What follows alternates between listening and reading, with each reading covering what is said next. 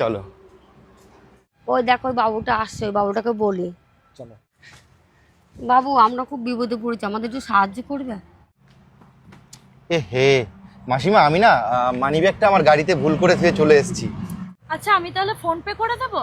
বাবু আমার তো phone pay নেই। এ হে মাসিমা, তাহলে আমার কাছে তো সেরকম দেওয়ার মতো কিছু নেই।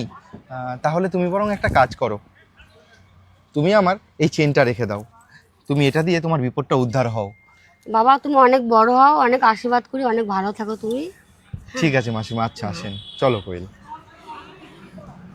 আচ্ছা উনি তোমাকে একটু সাহায্য করতে বললো আর তুমি তোমার এত দামি সোনার চেনটা খুলে ওনাকে দিয়ে দিলে। কোয়েল, একটা কথা সবসময় মনে রাখবা, মানুষকে কোনো জিনিস দিলে কোনোদিন কমে যায় না।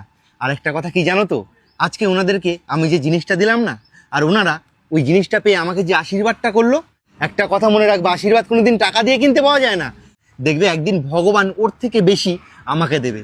একটা কথা কি জানো তো, মানুষ যখন অসুবিধায় পড়ে আর যদি কারো কাছে সাহায্য চায়, তখন তোমার কাছে যদি দেওয়ার মতো কিছু থাকে তুমি সেটাই দেবে।